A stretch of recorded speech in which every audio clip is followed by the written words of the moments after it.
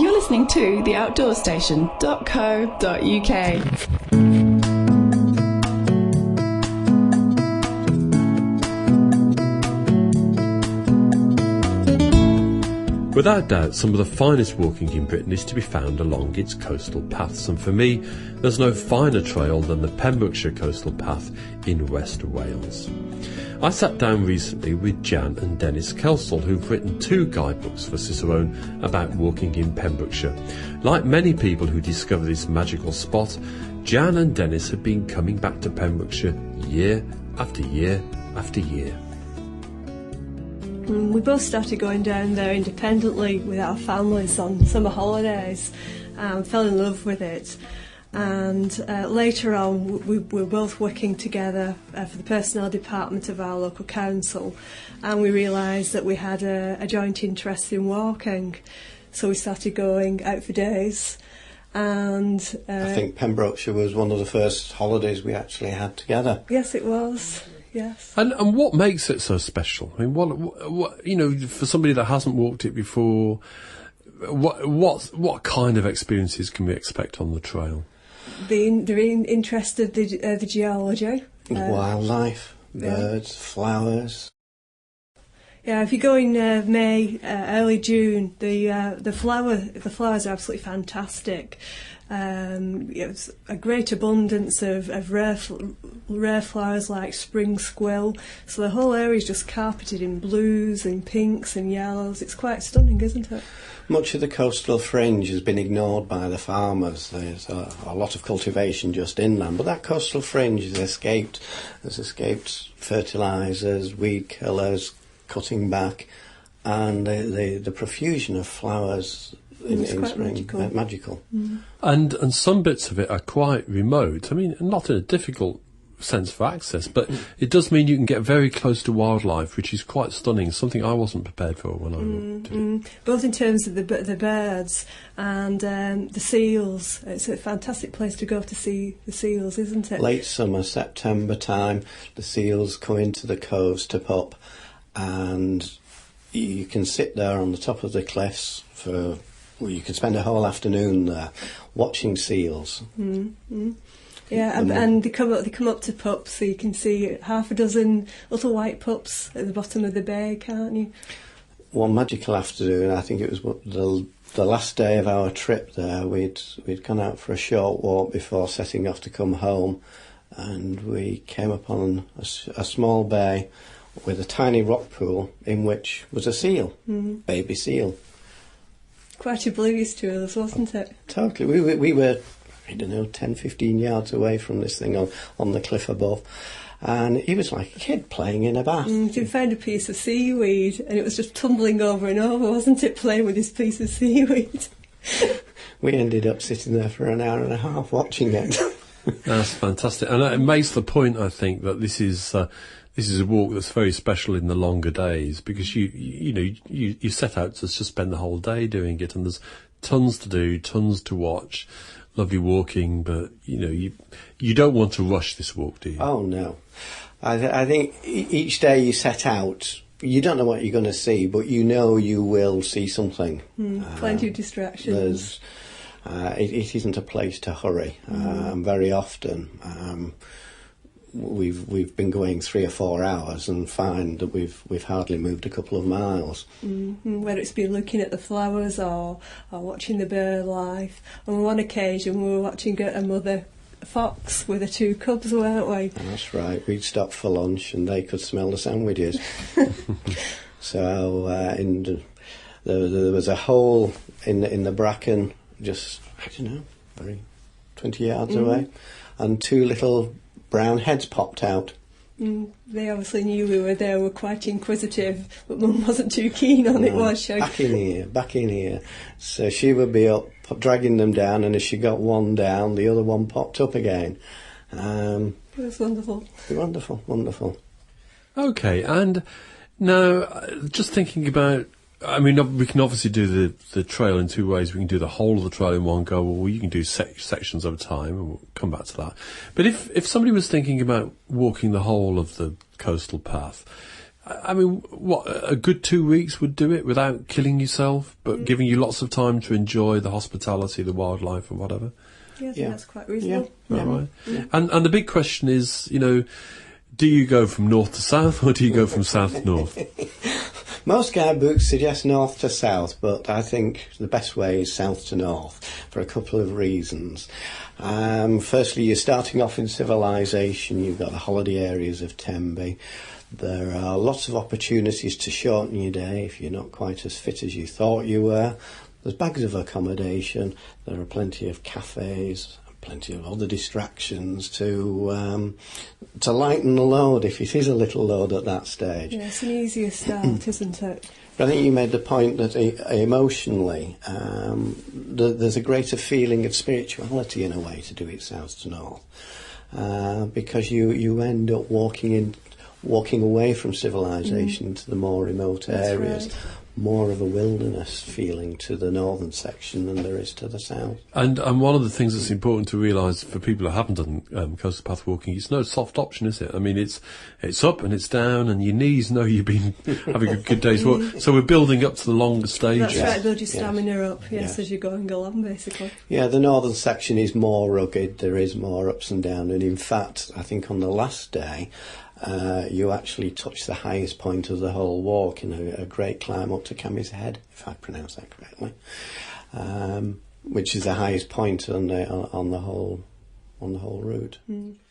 Okay, so if we're looking at doing it over that 2 week period, accommodation, is that reasonably straightforward to find? Yeah, there's plenty along the way. Lots of bed and breakfast, lots of inns. And also camping accommodation. And out of season, it's probable that you would not have any difficulty in finding your accommodation, certainly on a day-to-day basis, ringing up for your next day's accommodation as you went along. But in summer, July and August, it's probably better to book in advance. Yes, plan your whole trip in. But try and book in a bit of flexibility. Yeah. Allow the odd day. Because even if you find that you're walking better than you thought you were, there's plenty to do in taking a day out and to explore inland or to or visit one of the castles, Pembrokeshire Castle. There's plenty to see along the way. And we've also got a couple of very good youth hostels on the route, and lots of campsites, particularly in high season. Some of those do get a bit busy, but lots of farm campsites around. They tend to be quieter, don't they? Yeah, I mean, for the walker, the farm site is a better option than perhaps some of the holiday sites in Tenby. You'll be made more welcome, and the farmers still traditionally will probably sell you some eggs or some milk, keep you going in provisions. More likely to give you a good cup of tea as well. And although the walking itself is stunning and is obviously the main event, some of the little towns and villages that you walk through are superb, aren't they? Lovely spots. Oh, yeah. I mean, I particularly like Lower Fishguard, where you've got a cluster of little cottages around the harbour front. It's quite special, isn't it? Oh, yes. These little villages along the coast, today, pretty little whitewashed cottages huddling round a harbour or a jetty. But 200 years ago, these were busy little ports. Pembrokeshire was served by a multitude of tramp steamers that brought the provisions in, took the products from the quarries, the coal mines. It was an industrial area. We tend to forget about that, don't we now? Because it's just so now peaceful, quiet and laid back that you forget what it was like 100 years ago. Yes. But in some areas you come across the remnants of the old industry. You come across the buildings of the quarry workings, the old quarry faces. The coal mines around Tenby, Saundersfoot. In one section, the coast path follows the old railway line through tunnels. Oh, yes. Yeah, that's quite exciting, isn't it? You have to remember to take your torch with you. Yeah. Only short tunnels, but these were the coal trains. Adds to the excitement of the event, though, doesn't it? Yeah, you pass the coal mines, the adits going into the cliff, and the coal was taken along the railway into Saundersfoot to be loaded up onto boats to be exported around the world. And this is something you can do on a budget, or from time to time there are places you can splash out. I remember in Solva, I think it was, lovely little spot, isn't it? There was I remember going into a restaurant there and sitting down, and I'd been in there for about 5 minutes, and in came somebody with a whole batch of lobsters.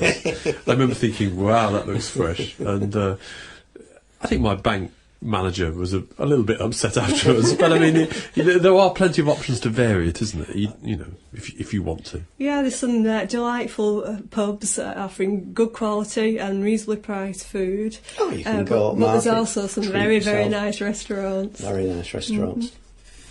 Okay, so we're going to take 2 weeks to do it. Or the alternative way of doing it is to what? Do it in chunks over time and base yourself at one of the main towns. Yes, it's very easy to base yourself in an area and do it on a day basis using a very efficient local bus service. It covers virtually every access point on the coast now. The best advice, if you've gone in a car, would be to incorporate that with the bus, parking your car at the finishing point and taking the bus then to where you intended to start in that morning. Yeah, that's the tactic I've used, and it works very well. It works, and then you're not waiting for a bus at the end of the day, perhaps feeling a little bit tired, a little bit hungry, cooling off. We've also done a similar thing using local taxi services as well, haven't we? Yeah. If we've been there out of season and the bus service isn't running quite as regularly, then we've used a local taxi firm and done the same thing. Done the same thing. So we've got a mixture of everything, really. We've got long days, we've got bits of wilderness, always wonderful wildlife, but we've got nice, comfortable accommodation at the end of the day if we want it. And it's even possible, I've done it a few times, to wild camp discreetly in different parts of it. Discreetly, yes. Most farmers, I think, won't be bothered if you clean up after you're gone first thing in the morning. Yeah, we've always had a very friendly welcome down there, haven't we? Yeah. Yeah, wild camping isn't particularly a problem as long as you're discreet and respect the privacy and the fact that you're on private land. Clean up after you in the morning. Yeah, the sensible, discreet rules that we would use anyway. Yeah. Now, of course, there's more to walking in Pembrokeshire than just the coastal path, and your second volume looks at other options which allow you the chance to, diversify a bit from the day, or maybe to mix a holiday with a bit of coastal path walking and a bit of walking elsewhere. So what else does Pembrokeshire have to offer apart from the coastal path itself? The Pembrokeshire coast is the country's only coastal national park, but it does actually extend a little way inland. Particularly one of the big areas is the Preseli Hills. Not very high, but a wonderful sense of remoteness to them. Wasn't it in Preseli isn't that where the Stonehenge stones came from? They certainly did. In fact, you can go up and see the very site from which they were taken. Some quite impressive outcrops of rock up there, aren't there? I think somebody described it as a Stone Age B&Q. There are a shattered outcrop of rock, and as you pick your way through these great boulders, you can actually envisage seeing these monoliths. You can actually see the monoliths that are in Stonehenge lying there on the ground, waiting to be picked up and transported. And having realised that you're, 60 miles away. I don't know what the distance is, maybe. It was a phenomenal achievement. It was quite a feat, wasn't it, to remove them. But you can see why they thought that place was so special. Yeah, we've been there in the mist, and it's quite awe-inspiring, isn't it? It's awesome, yes. Well, particularly if you go sort of late summer, early autumn when the heather's out, then it's absolutely stunning, isn't it? Everyone's just covered with a mantle of purple. Yeah. So that's kind of rugged, quite wild country, but there's also a lot of more gentle, lovely, ambling hill walking, isn't there, as well? Yeah, drop down from the Preseli Hills into the Gwaun Valley, and there's a total contrast. A secluded, deep valley, thickly wooded, with a bubbling stream running from one end to the other. Hardly visited, and some fantastic walking there. And down in the south around the estuaries as well, that's quite magical. And so, people just ignore it, and yet it's a beautiful area. Yeah, it's fantastic. I mean, one of the things that I've realised over the years about Pembrokeshire, this is not a place you just go once, is it? I mean, you'll return again and again and again. And again. I've been going since I was 5. We've hardly missed a year. It's probably one of the only areas of the country that we've been back to time and time and time again. So that's the message. If you've been thinking about walking in Pembrokeshire or walking the coastal path, either all of it or just a bit of it, you should get out and do it, shouldn't you? Don't think about it, just do it. Yes, Pembrokeshire is a wonderful walking destination, and if that's whetted your appetite, then don't hesitate. You're sure to have a great time there. I've been talking to Dennis and Jan Kelsall about their 2 guides, the Pembrokeshire Coastal Path and Walking in Pembrokeshire.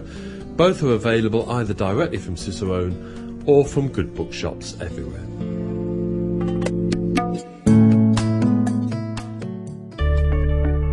This sponsored programme is produced and hosted by theoutdoorstation.co.uk.